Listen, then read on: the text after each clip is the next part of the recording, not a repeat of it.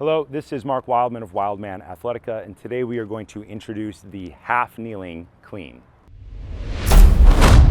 This video is part of a greater series of videos that are supposed to be watched and then practiced in order so that people can learn kettlebell technique at home on their own. Today's movement is a half kneeling position.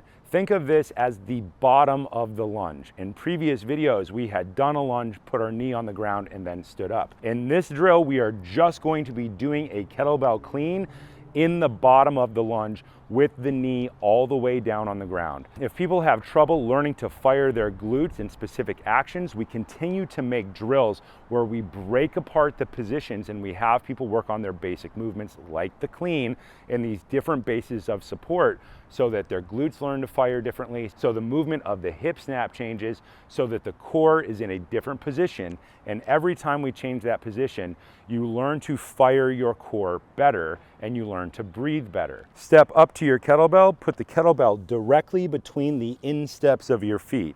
Step back with one leg. The lead leg hand will be the one holding the kettlebell. This is specifically because when we do our clean, it is the easiest to learn. If we were to do it with this hand, people would be likely to hit themselves in the leg during the learning process. That starting position with the kettlebell equal with that lead foot instep is key. Front foot should be pointed straight ahead. Thumb points up, thumb points down. The same coaching cue that we have been using throughout this series.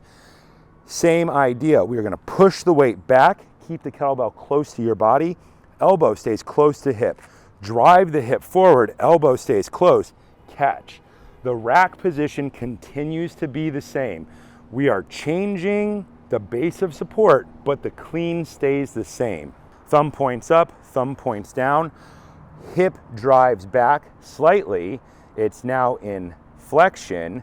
Push the weight back, extend the hip. Knee, hip, shoulder in a vertical line. Push the weight back, catch.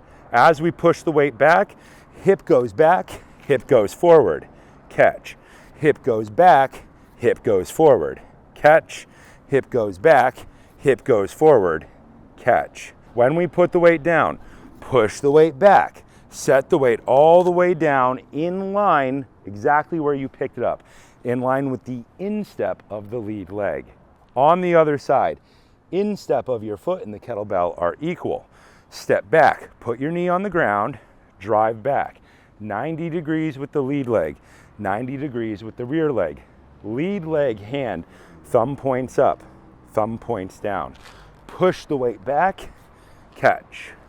Push the weight back, catch. Push the weight back, catch. Push the weight back to set it down. The kettlebell should end up with that handle vertical when it returns to the ground.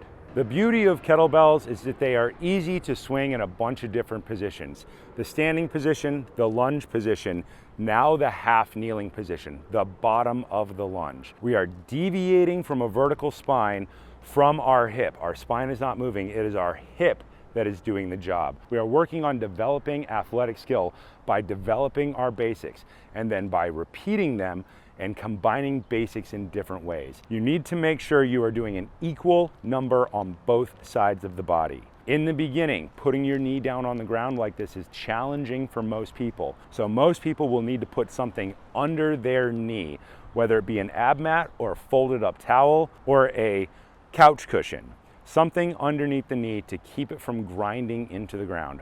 Over time, as your knees become more mobile, it will become less necessary, but in the beginning, make sure you're considering safety with everything you do. Put something underneath your knee and then work on getting to that vertical position. Hip drives forward, squeeze the glute at the top, and make your spine vertical.